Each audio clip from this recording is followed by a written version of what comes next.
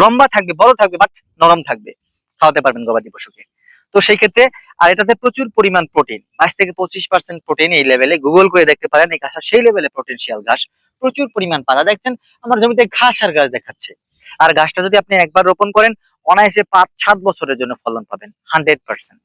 সেক্ষেত্রে উঁচু জমি নির্বাচন করবেন, যাতে পানি থাকে সবসময়, এমন জমি নির্বাচন করবেন না বললাম।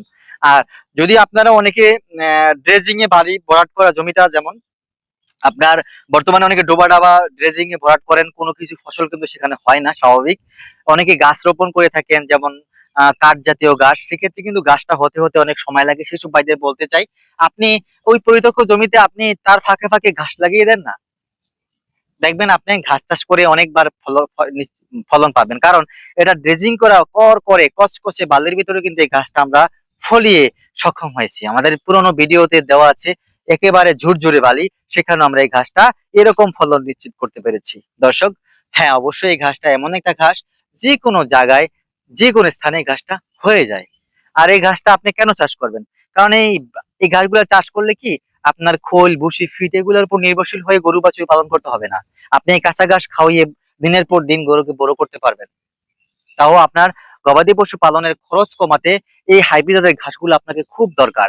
যে প্রায় 5 থেকে 7টা কোয়ালিটি ঘাস আমাদের কাছে রয়েছে।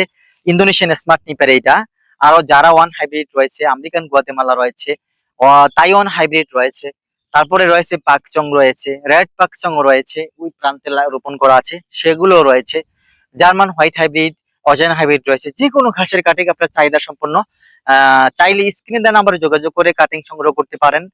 বাংলাদেশের প্রত্যেকটা জেলা উপজেলা সর্বস্তরে কাটিং গুলো আমি কুরিয়ারের মাধ্যমে মাত্র 2 দিনের ভিতরে কাটিং গুলো পৌঁছে দেওয়ার, দর্শক এই পরিপক্ক কাটিং 5-7 দিনে কিছু হয় না, তাও আমি 2 দিনের ভিতরে আপনার হাতে পৌঁছে দেওয়ার চেষ্টা করব।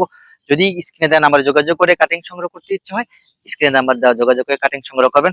দর্শক যদি ভিডিওটা একটু শেয়ার করে দিবেন, যাতে অন্যান্য কাটিং উদ্যোক্তা ভাইরা অথবা খামারি ভাইরা এই ঘাস চাষ করে খামার প্রতিষ্ঠা করে সফল হতে পারেন, এই সাপোর্টটা অন্তত পক্ষে করে দিবেন সবার স্বার্থে, সবার লক্ষ্যে, দেশের স্বার্থে, দনের লক্ষ্যে। দর্শক যাই হোক, এতক্ষণ সাথে থাকার জন্য অসংখ্য ধন্যবাদ। সবাই সুস্থ থাকবেন, ভালো থাকবেন। আল্লাহ হাফেজ।